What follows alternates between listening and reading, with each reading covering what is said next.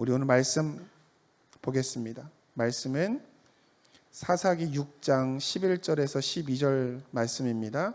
우리 말씀 다 같이 함께 봉독하겠습니다. 야훼의 사자가 아비에셀 사람 요아스에게 속한 오브라에 이르러 상수리 나무 아래에 앉으니라. 마침 요아스의 아들 기드온이 미드안 사람에게 알리지 아니하려 하여 밀을 포도주 틀에서 타작하더니 야훼의 사자가 기드온에게 나타나 이르되 큰 용사여 야훼께서 너와 함께 계시도다 하매. 아멘. 오늘 본문의 말씀은 야훼의 사자가 요아스의 아들 기드온을 만나는 장면에서 시작을 합니다. 여기에서 야훼의 사자란 천사를 의미하는 것이 아니라 아마도 그 앞에 있었던 6장 8절에 등장하는 하나님의 예언자를 의미하는 것으로 보입니다. 그리고 만남의 장소였던 이 오브라라고 하는 장소는 낱말의 뜻이, 단어의 뜻이 더러운 장소라고 하는 뜻입니다. 이 하나님이 오브라, 이 더러운 장소에서 기드온을 만나셨다라고 하는 것은 이스라엘의 영적인 상태가 어떠했는지를 상징적으로 보여주는 것입니다. 오브라, 더러운 것, 즉 이스라엘의 영적인 상태가 더러운 상태였다라고 하는 것이죠. 성경 말씀에 보면 이스라엘이 하나님 야훼를 버리고 바알과 아세라를 섬겼다라고 성경은 기록하고 있습니다. 이처럼 영적으로 혼탁하고 더러운 시기에 하나님이 어느 한 사람을 만났습니다. 그게 바로 기드온인데 오늘 기드온이 어떠한 사람인지 성경 말씀을 근거로 살펴보도록 하겠습니다. 이 기드온의 첫 번째 사건은 바로 도둑타자 사건입니다. 사사기 6장 11절에서 12절에 나와 있는 이 사건인데요. 이 도둑타작이라고 하는 것은 뭐냐면 숨어서 타작을 했다는 것인데 당시 미디안 사람들은 농사를 짓지 않았습니다. 그리고 놀고 먹다가 추수 때가 되면 다른 족속이나 다른 민족이 농사 지은 걸 뺏어갔어요. 그게 미디안 사람들의 농사 짓는 방법입니다. 농사를 안 짓다가 남의 농사 지은 거 가져가는 게 그들의 농사 방법이었어요. 성경에 보면 사사기 6장 3절 4절에 보면 이런 말씀이 나옵니다. 이스라엘이 파종한 때면 미디안과 아말렉과 동방 사람들이 치러 올라와서 진을 치고 가사에 이르도록 토지 소산을 멸하며 이스라엘 가운데 먹을 것을 남겨두지 아니하며 양이나 소나 나귀도 남기지 아니하니라고 당시에 미디안 사람들이 미디안 족속이 행했던 그 파렴치한 행동을 지금 묘사하고 있습니다. 농사를 짓지 않습니다. 평생 농사를 짓지 않아요. 말을 타고 다니고 낙타를 타고 다니고 동물을 타고 다니면서 놀다가 자기들의 곡식이 떨어지고 다른 민족이 곡식을 추수할 때 되면 가서 추수한 걸 뺏어오는 겁니다. 그래서 사람들은 자신이 힘들여 농사 지은 것들을 뺏겼던 거예요. 그래서 그걸 뺏기고 싶지 않았던 겁니다. 기드온이. 그래서 기드온도 밀 농사를 지었는데 오늘 성경에 보면 포도주 틀에 숨어서 타작을 했다라고 나오는데 이거는요 당시에 포도 틀을 보면 알 수 있는데 이 포도 틀을 우리나라는 포도 틀을 익숙하지 않지만 이 이스라엘이나 뭐 유럽이나 그 포도를 재배하는 데 가보면 포도즙을 짜는 데가 있습니다. 근데 거기에 보면 특징이 뭐냐면 지붕이 있고 울타리가 있어요. 우리나라 오두막을 수박밭이나 참외밭에 오두막이 있듯이 그 포도밭에 저런 오두막이 있습니다. 그래서 지붕이 있고 울타리가 있기 때문에 저기 들어가서 어떤 작업을 하면 저 산 위나 산 밑에서 무엇을 하는지 잘 모릅니다.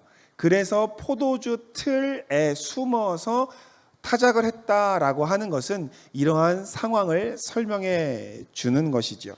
우리가 흔히 기드온을 용사라고 생각하는데 사실 하나님이 기드온을 처음 만났을 때 사건이 도둑타자 사건이잖아요.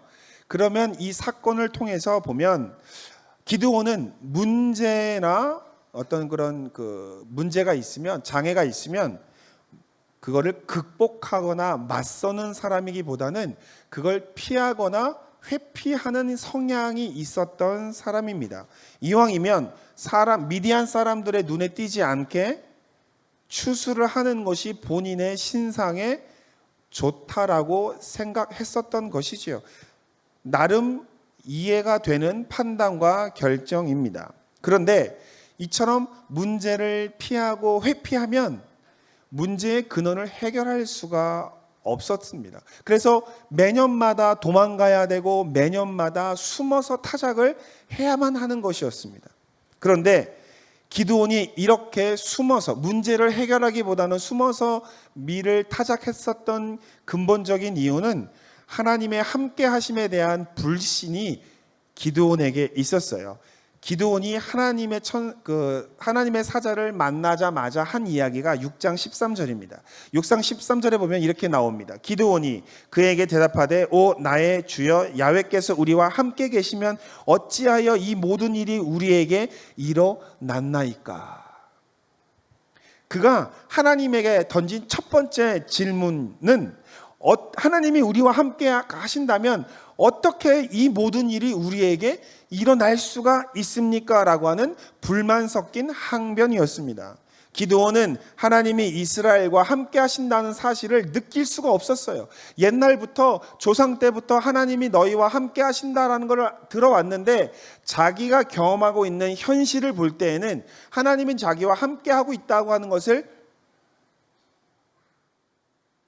느낄 수가 없었던 것입니다. 우리도 살다 보면 하나님이 우리와 함께 하신다는 말씀을 믿기 어려울 때가 가끔씩 있습니다. 하나님이 함께 하신다면 어떻게 나에게 이런 일이 일어날 수 있는가? 하나님이 나의 기도를 들어주신다면 어떻게 내가 이렇게 될 수 있는가? 내가 이렇게 되도록 하나님은 왜 나를 그냥 놔두셨는가? 라고 하는 의심이 날 때가 있습니다.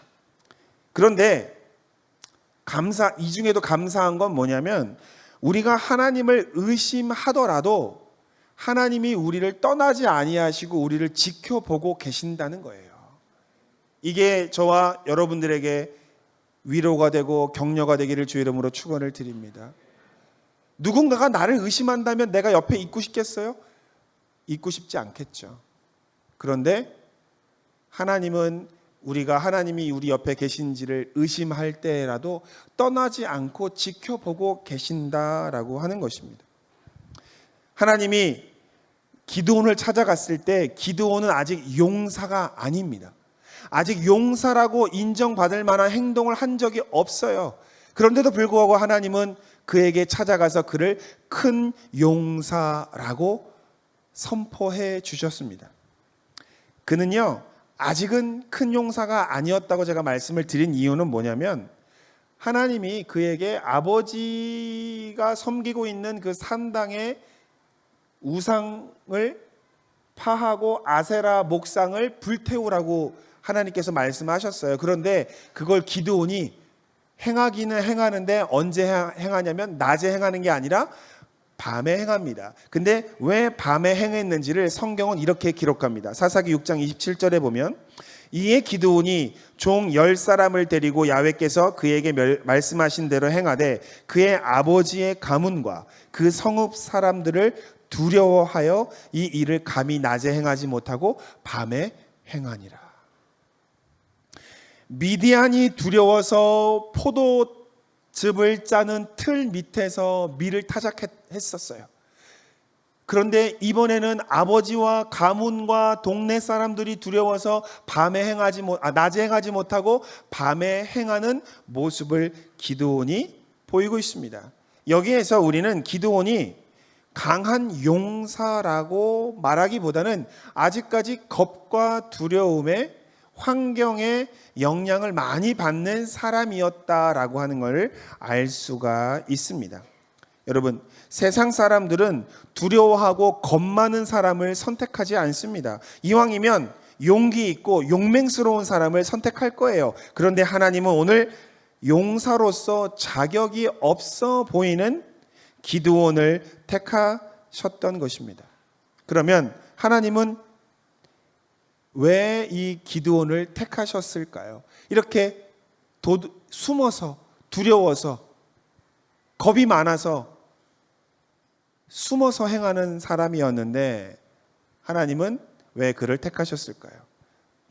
더군다나 그가 보여준 두 번째 모습은 하나님이 그를 왜 선택했는지 또 의심하게 만듭니다. 두 번째가 뭐냐면 의심 기도 사건입니다. 여러분, 기도원 하면 많은 분들이 가장 많이 떠올리는 것이 뭐냐면 양털 기도를 많이 떠올리실 거예요. 그래서 기도원 하면 기도원이 하나님한테 양털을 내밀고 여기에다가 어떻게 해주세요, 어떻게 해주세요라고 하는 기도를 많이 생각하시는데, 근데 많은 분들이 양털 기도 사건을 좀 잘못 이해하고 계시는 것 같습니다. 마치 이 기도가 기도원의 믿음을 나타내는 것인 것처럼 사람들이 이해를 하시더라고요. 그래서 나도 기도원처럼 양털 기도를 해야겠다, 나도 기도원처럼 하나님께 표적을 구해야겠다라고 하는데, 여러분, 표적을 구하는 기도는요, 사실 믿지 못하기 때문에 구할 때가 많습니다. 여러분, 믿는 사람은요, 표적을 구하지 않습니다. 그대로 합니다. 근데 믿지 못하기 때문에 하는 거예요. 그래서 저는 이 기도원의 이 기도를 의심 기도라고 이름을 만들었습니다. 근데 그러실 거예요. 목사님, 기도라고 하는 건 믿음이 있어야 하는 거 아닙니까? 응답 받으려고 하는 거 아닙니까? 그런데 어떻게 기도원의 기도를 의심 기도라고 말씀하십니까? 어떻게 응답 받으려고 하는 기도가 아니라고 말씀하십니까? 라고 물으실 수도 있는데, 제가 하나하나 설명을 드릴게요. 기도원이 하나님께 먼저 구한 표적이 무엇이냐면 이겁니다. 6장 37절에 보면, 내가 양털 한 뭉치를 타작 마당에 두리니 만일 이슬이 양털에만 있고 주변 땅은 마르면 주께서 이미 말씀하신 같이 내 손으로 이스라엘을 구원하실 줄을 내가 알겠나이다 라고 얘기했습니다. 뭐죠? 이슬이 내리는데 어디에만 이슬이 내리라는 거예요? 양털에만 이슬이 내리고 양털 주위는 뽀송뽀송하게 해달라는 겁니다. 그런데 하나님이 또 그렇게 들어주셨어요. 그래서 양털을 짜니까 물이 한 움큼 나왔다라고 성경은 기록하고 있습니다. 그러자 자, 표적을 구했는데 표적이 응답이 됐으면 순종해야 되잖아요. 그런데 이때 기드온이 한 번 더 기도합니다. 39절에 기드온이 또 하나님께 여쭈어 주여 내게 노하지 마옵소서. 내가 이번만 말하리이다. 구하옵나니 내게 이번만 양털을 시험하게 하소서. 원하건대 양털만 마르고 그 주변 땅에는 다 이슬이 있게 하옵소서 하였더니라고 이야기합니다. 근데 이번에는 반대로 양털은 뽀송뽀송하고 주변 땅은 이슬로 적게 해달라라고 하는 겁니다. 여러분, 질문 한번 할게요. 이게 응답을 받으려고 하는 기도일까요? 아니면 응답을 안 받으려는 걸까요? 잘 생각해 보세요. 제가 만약에 기도를 합니다. 하나님, 이게 만약에 하나님의 뜻이라면 내일 태양이 동쪽에서 뜨게 하여 주옵소서 라고 기도한다면 이거는 기도를 응답을 받으려고 하는 걸까요? 응답을 안 받으려고 하는 걸까요? 예, 응답을 안 받으려고 하는 기도인 거예요. 자, 잘 들어보세요. 하나님, 이슬이 내리는데 양털에만 내리고 양털 주위에는 이슬이 내리지 않게 하옵소서 라고 하는 기도가 응답을 받으려는 걸까요? 아니면 응답을 안 받으려는 걸까요? 예, 이거는 응답을 안 받으려고 하는 기도예요. 여러분들도 종종 하나님의 뜻을 물을 때가 있으시죠? 어떤 문제가 있거나 어떤 사건이 있을 때 여러분 기도 많이 하시죠? 이게 하나님의 뜻인지 하나님의 뜻이 아닌지. 보통 교회 다니는 남자들은 언제 하나님의 뜻을 구하냐면 마음에 드는 자매가 있을 때 하나님의 뜻을 구합니다. 어느 날 갑자기 어떤 자매가 눈에 들어와요. 그러면 그 자매가 한 번 눈에 들어온 자매가 계속 눈에 들어오는 거예요. 그러면은 그 자매는 생각하지도 않았는데 자기 혼자서 하나님께 기도합니다. 주님, 저 자매를 나에게 주시는 것입니까? 저 자매가 저에게 허락하신 자매입니까? 라고 기도하는데 여러분 그거 아십니까? 사실 이런 남자들의 기도는요, 응답을 이미 반은 먹고 들어갑니다. 진짜 그래요. 뭐냐면 이미 기도를 시작하면서 남자가 기도를 시작했다는 얘기는 뭐예요? 마음에 들었다는 거예요. 마음에 들었기 때문에 기도하기 시작하는 거죠. 마음에 안 들면 어떻게 하냐면, 마음에 안 들면 어떻게 해요? 예, 기도해 보겠습니다 라고 기도를 거부하는 사람들이 많이 있습니다. 그런데 놀라운 특징 중에 하나는 자기가 마음에 들어서 기도하는 기도의 대부분의 응답은 예스일까요? 노일까요? 예, 대부분의 응답은 예스가 떨어집니다. 저도 제 와이프를 만났을 때 하나님께 기도했습니다. 근데 제가 하나님께 어떻게 기도했냐면 새벽 예배를 제가 갔어요. 저희 동네, 제가 차가 없을 때는 동네 새벽 예배가 새벽 4시입니다. 그러면 새벽 4시에 동네 기도회를 가려면 새벽 3시에는 일어나야 돼요. 새벽 3시에 일어나서 세수하고 몸을 좀 단정하고 가려면 적어도 2시 반쯤에는 뒤척뒤척 해야 됩니다. 그렇게 해서 첫날을 갔어요. 그래서 기도를 열심히 하고 왔습니다. 주여, 저 자매가 맞사옵나이까. 둘째 날도 주여, 저에게 주신 자매가 저 자매가 맞습니까? 셋째 날도 기도했어요.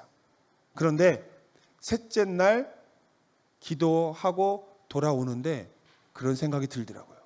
제가 평생에 태어나서 무언가를 위해서 이렇게 기도한 적이 없었어요. 새벽에 2시, 3시에 일어나서 기도한 적이 없었어요. 그래서 제가 그렇게 생각했죠. 이 정도면 됐다. 이 정도 열심이면 된 거야. 예, 하고 기도를 스스로 응답을 받고 자매를 만났습니다. 또 그 자매는 기도원에 올라가서 또 기도하면서 만났어요. 근데 재미난 건 우리가 기도할 때 응답받고 싶으면 표적을 쉬운 걸 구해요. 그런데 우리가 응답받고 싶지 않으면 표적을 어려운 걸 구합니다. 제가 그 대학생 때 월드미션을 나갔는데, 월드미션 나갔을 때 제가 그 태국 팀장 후보였습니다. 그래서 태국 팀장을 하라는 거예요. 그래서 태국 팀장을 하라고 하는데 너무 힘들고 어려울 때였어요. 그래서 저는 못합니다.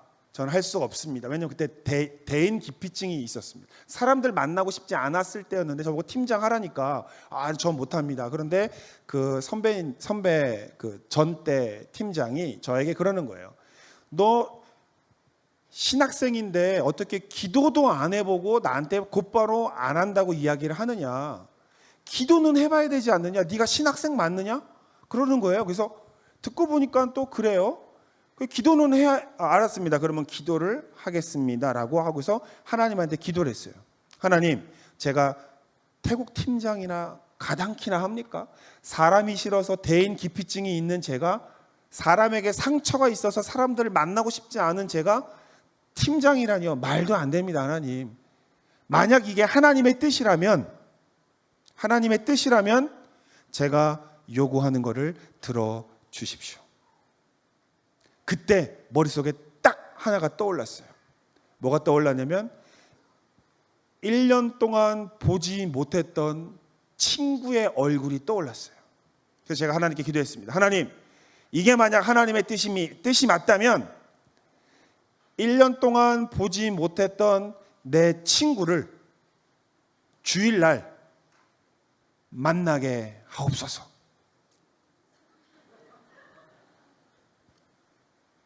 그런데 하나님이 알았다 그러시는 거예요. 그래서 제가 그랬어요. 근데 하나님, 버스 정류장에서 만나야 됩니다.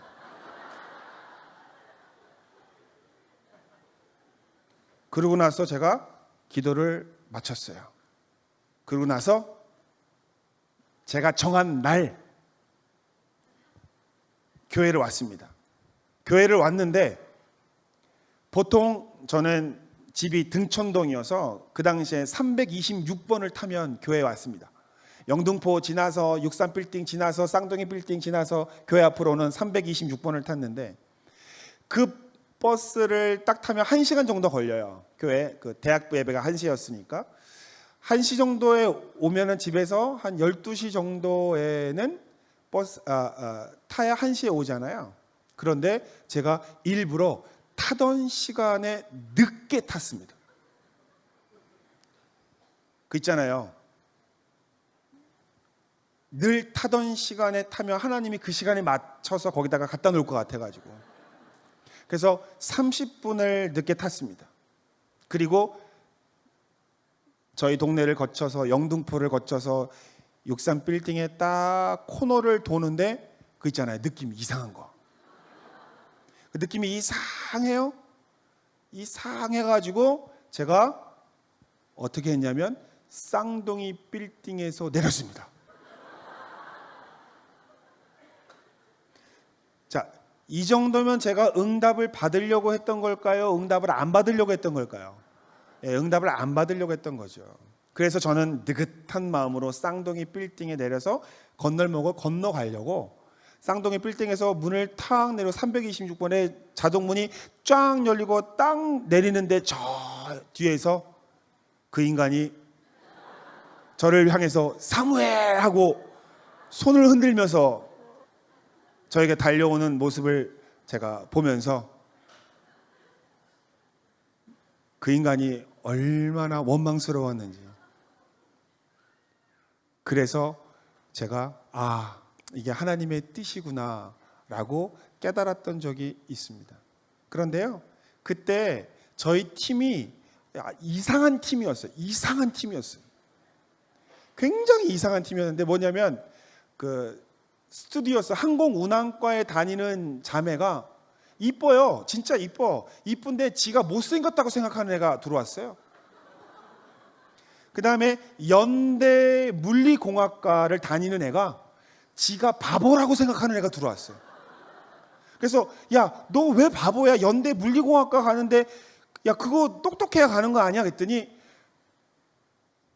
형, 나 지난 1학기 때 받은 성적이 CD. 자기는 고등학교 때까지 공부를 잘할 줄 알았는데 연대 와서 해보니까 교수들이 다 CD를 주더라는 거예요. 그래서 자기가 바보라고 생각한다. 바보라고. 그 다음에 2대 수학과를 다니는데 숫자가 싫은 여자애가 하나 있었어요. 희한한 애들이 와가지고 이런 애들이 온 거예요. 그래가지고 이런 아이들을 불러 모아서 팀을 만들었습니다. 그래서 저도 웃기죠. 자기가 바보라고 하는 그 연대 물리 그 공학과 다니는 친구를 찬양 리더로 세워서 그 가스펠송, 영어로 된 가스펠송을 다 외우게 하고 그거를 찬양 인도를 시켰고 숫자가 싫다라고 하는 2대 수학교육과 나온 애를 회개를 시키고 그 다음에 그 온몸이 막 아파가지고 움직일 수 없는 자매가 하나 있었어요. 얘를 율동 팀장으로 세우고 그래가지고 이 그 집에서 또 식구들이 많아가지고 살림하느라고 지쳐가지고 휴식하러 온 사람을 우리 팀 전체 그 식모 담당을 시켜가지고 갔어요. 갔는데 놀라운 사건이 벌어졌습니다. 놀라운 사건이 그 팀을 통해서 저는 대인 기피증이 치료가 됐어요. 사람을 무서워했습니다. 사람을 무서워하고 사람이 싫었어요. 어느 정도였냐면 자 여러분 전도하러 갑시다 라고 이야기하면 사람들이 제 말을 무시하고 다들 전도 안 하겠다라고 이야기할 거다라고 머릿속에서 밤새도록 생각했어요.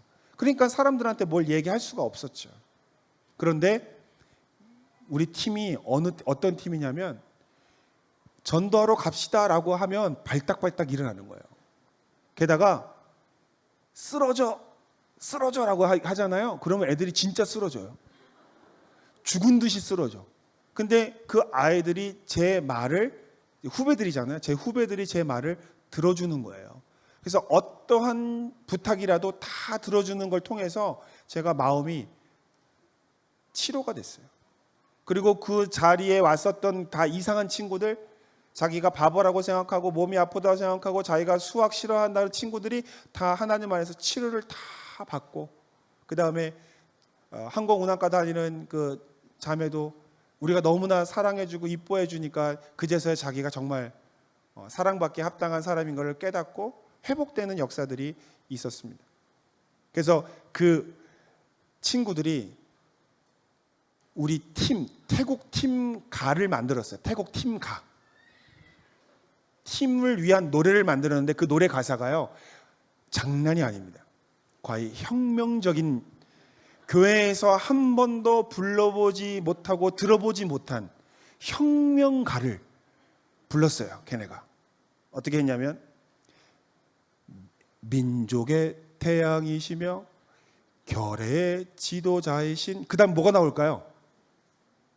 저는 예수님이 나올 줄 알았어요. 갑자기 애들이 한 사무엘, 한 사무엘, 아싸 사무엘, 아싸 사무엘, 이거를 팀 발표회 때 하는 거예요. 앞에 앉아 계신 목사님들과 전도사님들과 선배님들이 심사평을 하면서 이 팀을 선교를 보내야 될지 말아야 될지 심히 걱정된다면서 저희들의 팀의 이름을 지어줬어요. 저희 팀의 이름은 사무엘과 혼수 상태였습니다. 그렇게 팀장을 하기를 두려워하고 모이기를 힘들어하던 저에게 하나님께서 표적을 통해서 응답하시고 난 다음에 제가 어쩔 수 없이 순종을 했는데 하나님이 다 만들어 주셨어요. 다 만들어 주셨어요.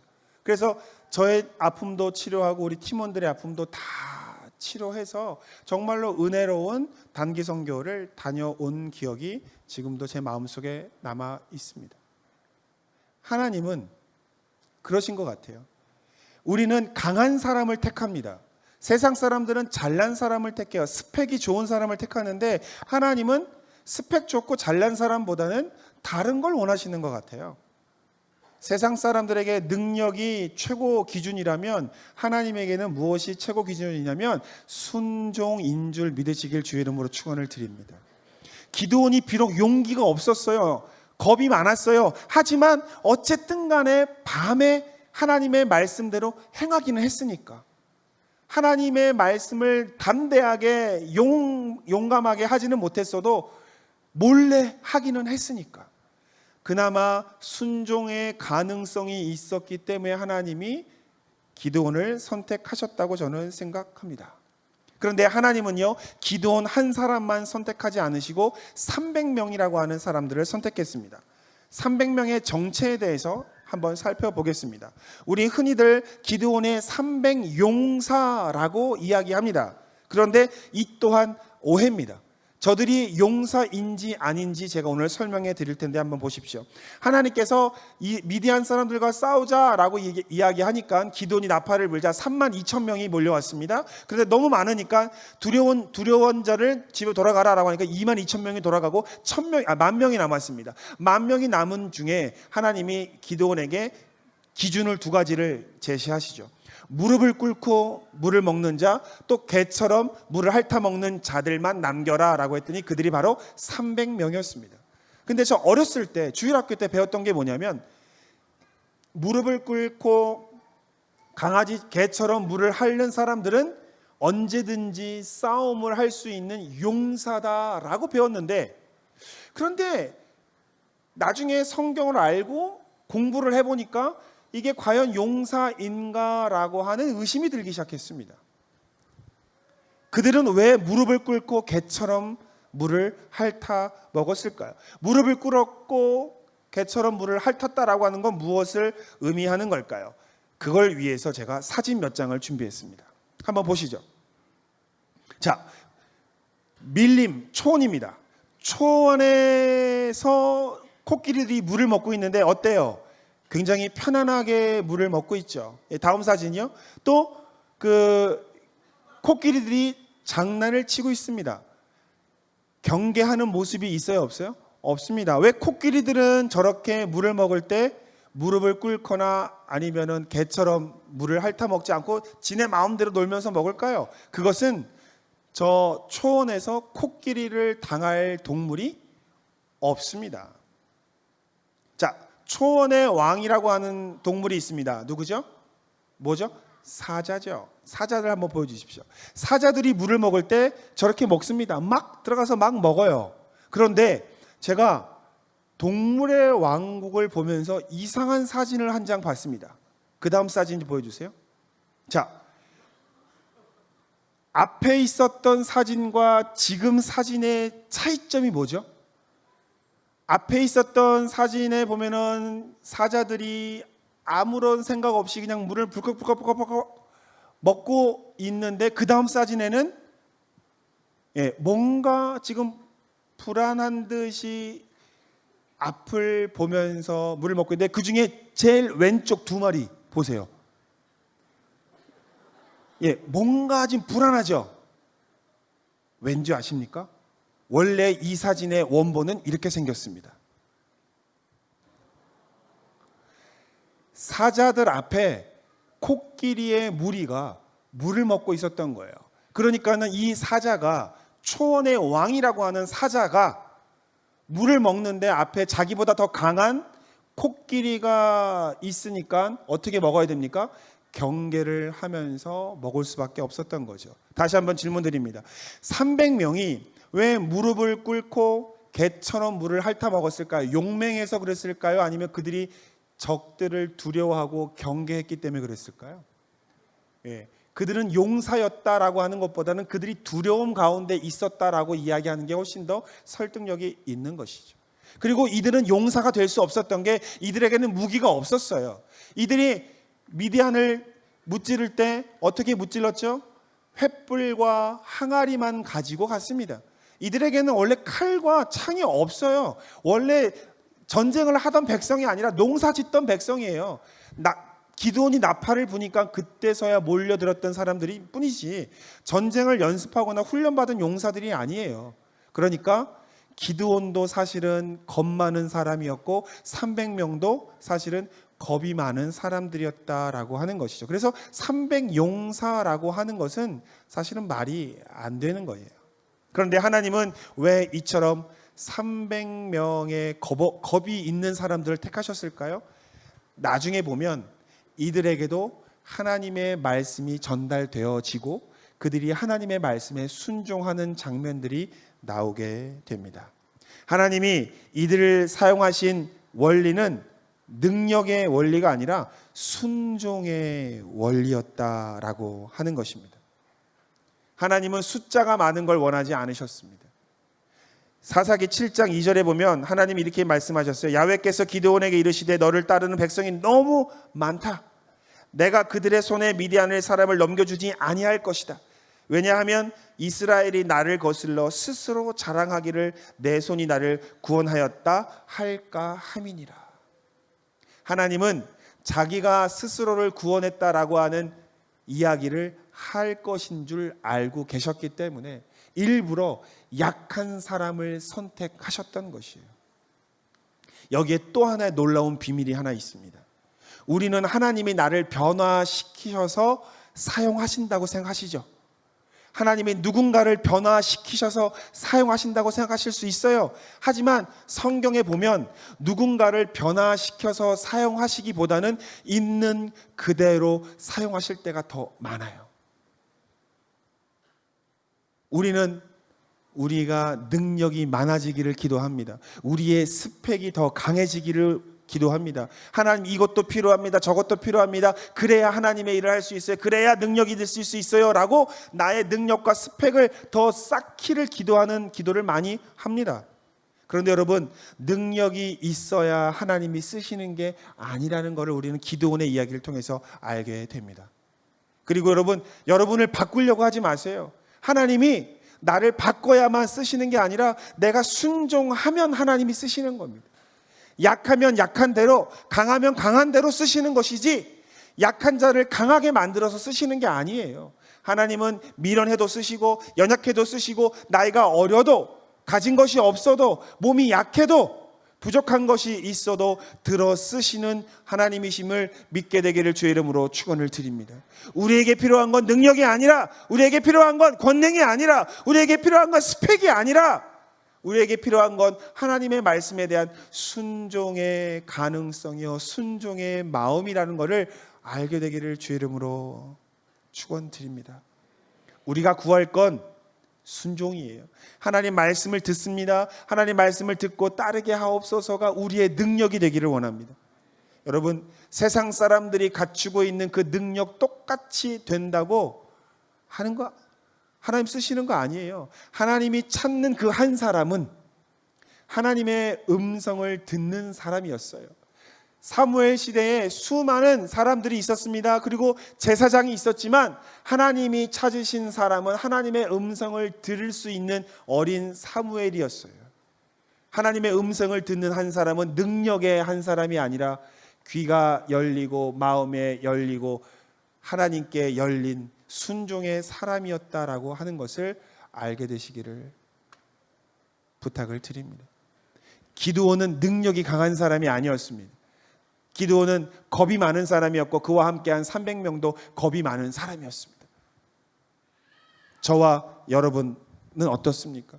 우리는 능력이 많습니까? 우리에게 스펙이 셉니까? 여러분, 스펙으로 승부하시려고 하십니까?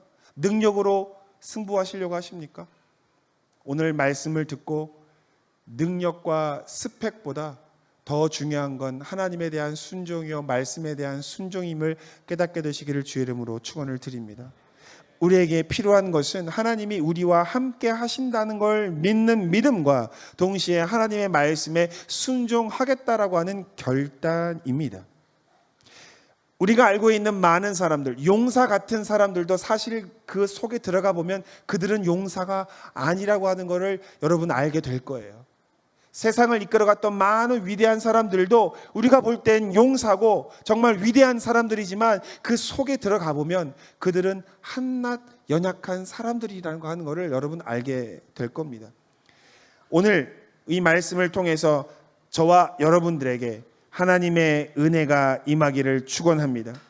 하나님이 그들의 이 기드온의 약점과 300명의 약점을 가려주신 것처럼 하나님이 우리의 약점도 가려주게 되시기를 주 이름으로 축원을 드립니다. 그 다음에 하나님이 기드온을 용사를 300명을 용사처럼 보이게 하셨듯이 저와 여러분도 용사처럼 보이게 되도록 인도하게 되시기를 주의 이름으로 축원을 드립니다. 성경 사무엘상 17장 47절에 보면 이런 말씀이 나옵니다. 야훼의 구원하심이 칼과 창에 있지 아니함을 이 무리로 알게 하리라. 전쟁은 야훼께 속한 것인즉 그가 너희를 우리 손에 넘기시리라. 어린 다윗의 고백이었습니다. 여러분, 저와 여러분의 연약함을 보지 마십시오. 하나님의 도우심을 바라는 자들은 우리의 연약함을 보는 것이 아니라 하나님의 강한 팔과 그 능력의 손을 보는 줄 믿으시기를 주의 이름으로 축원을 드립니다. 하나님의 구원하심은 우리의 능력과 우리의 스펙에 있지 아니함을 이 세대에게 알게 하실 하나님을 찬양하는 여러분이 되시기를 주의 이름으로 축원드립니다. 한 주간 남아있는 삶 동안에 기드온처럼 연약하지만 기드온을 능력 있는 사람으로 보이게 하시고 이스라엘의 구원의 도구로 사용하신 것처럼 저와 여러분이 하나님의 손에서 구원의 도구가 되기를 주의 이름으로 축원드립니다. 주의 이름으로 축원합니다. 주의 이름으로 축원합니다. 기도하겠습니다.